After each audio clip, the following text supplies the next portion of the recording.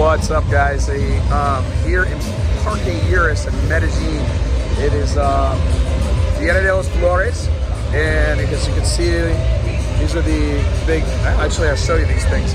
But kind of explain what happened in my experience. I've been here for the first time in Medellín like 10 years ago, and I'll show you that in a second. But the first time like 10 years ago, maybe 12, and I've been to the Flower Festival. It's maybe I think my fourth time to the Flower Festival.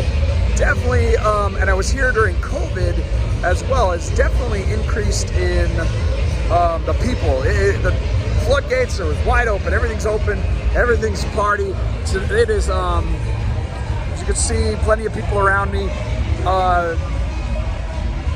I'd say super busy right now. Way more people than there were here like 10 years ago for this Flower Festival. It is like, and everything has grown. I mean, Parque Lleras is, in my opinion, has gotten a little more like dirtier. It's almost like, I wouldn't want to say slumming it, but there's like a lot of people, kind of like a lot of, I mean, prostitution is legal here, so there's a lot of streetwalkers, but they're not. It's like getting some girl off the street, a little dirty. It's not as upscale. Provenza, which is right next door to Parque Lleras, is a much better place. There's actually more people there now. It's a much more upscale thing, and I don't know if it's because, like, I don't know, maybe I've grown a little bit, maybe I'm more mature, maybe I just like nicer things. I don't know. I do like the party scene. If you do like the party scene, you'll love Medellín, especially during the Flower Festival. Parque Lleras would be your jam. I mean, there's tons of restaurants and bars. You just go walking around, you can bar hop, girls everywhere, which I'll show you in a second, and you know, whatever. But so the Flower Festival, right, the Sitieros, they'll go and they put these on their back and they march for like, I think it's like 3 miles, but it's all made of flowers, right? Beautiful, all flowers in there. And they march and they walk. The whole thing with the Sitieros was the flower farmers would make they grow flowers up in the mountains, and they put them all on their back and march down into town and sell the flowers. This is how they provided for their families. So they would walk for miles, like down the mountain, go into the city, sell the flowers, and then march all the way back up and bring the money to the family to provide. So it was like these Sitieros were like freaking beasts. To walk that many miles and all that just for a little bit of money, that's what they did. So it's like this Flower Festival pays homage to the culture. You can see it's just gorgeous, right? All those flowers. It just pays homage to the culture and what Medellín was all about. It's not just this Pablo Escobar and the drugs and all that. It actually, the flowers, very beautiful here, the best of the best. The fruit is extremely good. It's too very healthy, very what was I gonna say? Very, very tasty. Not like in the United States. So I do highly recommend you come to Colombia at some point in time and check this place out. And plenty of girls walking around. We see a couple nice ones here. Say hello. They don't want to be on camera, of course, but kind of shy. But there's tons of streetwalkers all roaming around. Like as I said, prostitution is legal, so you can grab a girl at it. I don't even know how much it is anymore. The exchange rate's about 4 to 1 or 400,000. Like 400,000 is about $100, so that's probably about how much they cost. Like I should know, this trip I actually haven't partaken in that, but I should. I want to. But I've met some friends over the years here, and good people. Ran into some friends that actually are in Las Vegas. Here I'm like, whoa! I'm like, as I'm running into you, I know you're from Las Vegas, and hey. But the restaurants, the dining scene is absolutely phenomenal here. Let's see, we go. Restaurants are absolutely amazing.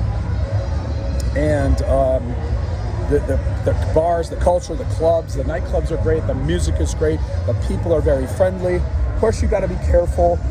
Normally, like last night, this street would be packed with people just walking up and down it. It is Monday night here now.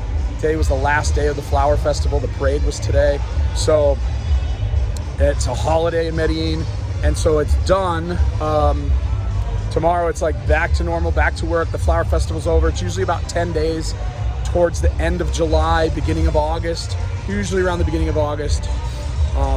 That's when the festival is. And what was I gonna say? Oh, they're following me, right? Oh my gosh, they're following me. Why wouldn't they? Right? They see money. Right? This is pretty cool. They make all sorts of things. Again, all with flowers. Really cool. Actually, she does have a really nice body. But again, the girls walking down the street. You got to be a little careful. There is a thing down here called scolpamina. They'll call it devil's breath, and it does grow pretty on the streets. I've never actually seen it, but I've heard like, yeah, you could like drive along and like, oh, there's some on the side of the street. People, what this is, and this is a warning for you guys. It's called devil's breath or scolpamina, and you could get a little bit of it, like a little bit of powder, and blow it in your face. I've heard some girls will like put it on them around their neck or on their boobs or whatever, and like, oh baby, kiss me, and then all of a sudden you're like in it, and you smell the scolpamina, and all of a sudden you are under the effect of it. You will be fully conscious, but you'll be completely under the control of the other person. So it's really strange. Like a story that I've heard is this, a guy, like some girl blew it in his face, right? And I think he was at a club, and then they went down to, she was like, oh, take me to your house. Oh, okay, let's go. And then take me to the ATM machine, and we'll walk down this way. Take me to the ATM machine, give me your card, give me your PIN number, withdraw all your money, give me the cash, take you to took the guy back to his apartment, and he said, okay, now let's go up and help me take your TV and put it in my van, and help me take some of your furniture and all that. Just completely rob you, and you're completely under it's like you're under a hypnosis. You're under the control of whatever the person says. This guy woke up the next day, like completely hungover, and was like, what the heck happened? He had security at the bottom, and he's like, hey, asked the security guard, hey, what the heck happened? All my stuff is robbed, everything's gone. And the guy's like, yeah, you were here with some girl, and you were like, she was helping you move furniture and your TV and everything into this van. He's like, are you serious? He goes, yeah. I'm like, he goes, I don't remember any of that. And he's like, why? He's like, well, what? You didn't look, the security guard was like, you didn't look drunk or anything like that. So, and then they're like, hey, what's up, man? Yeah, everybody's your friend here. We want you to spend money like crazy. And so as you can see, right? Walking by. But anyway, it's like the security guard's like, hey, you didn't look drunk at all. You said hello. You helped her move everything down. It was crazy. But that's the scolpamina devil's breath. That's what it'll do. It's nuts. And then we got beautiful girls there too. Everyone has the club. What's up? What's up there? What's up there? No COVID. No COVID. Check it out. But muchas chicas. Yeah, of course. All right. That's good.